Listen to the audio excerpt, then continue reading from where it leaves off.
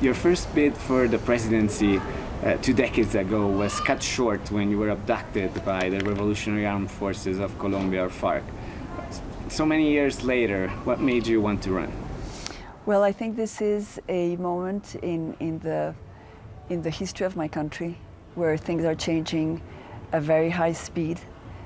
This is due first because of the peace process that made Colombians look at their reality in a different way. Obviously, you're very well known internationally as a former hostage. You bring sort of celebrity power to your candidacy. Why should Colombians vote for you? Well, first because I'm a woman and we have another vision. War is a man thing. Woman is about reconciliation, peace, building together, giving opportunities, second opportunities to others. But how much would you say that has also to do with the fact that your coalition is somewhat suffering in the polls, or the fact that the candidates, until you decided to step into the race, were all male, white, and older? Well, it changed. So now we're going to be on the top. I think this is a winning ticket. I really believe the change for Colombia is in the center. It's not in the extremes. We are fed up with extremes. The extremes are the same for me. Extreme right, extreme left, it's the same thing.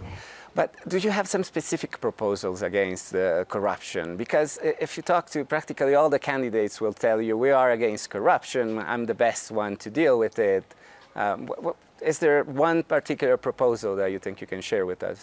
I want to appoint a czar against corruption, because I think we need someone that will be dedicated to oversee all the secretaries, ministries, all the administration of government, in order to give guarantees to the people that are working in my government will not steal, will not be corrupted. In a recent event at the Truth Commission, you used very stark words against the former Farc commanders. Do you think they need to do more for the victims of the internal conflict? Of course they have to do more. I mean, the victims, we have been very, very generous with our abductors and with the people in the Farc that have violated our human rights. But the Farc, which is now a political party, has to understand that there's no more time for justification. Okay. A U.S. court also recently ordered the Farc to pay $36 million in compensation for your abduction. It's something that you've also been trying to get now for many years. What do you make of this decision?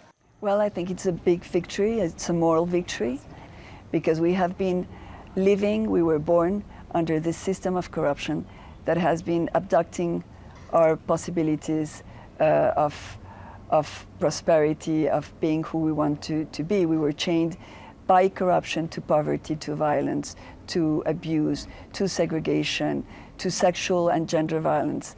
That's corruption.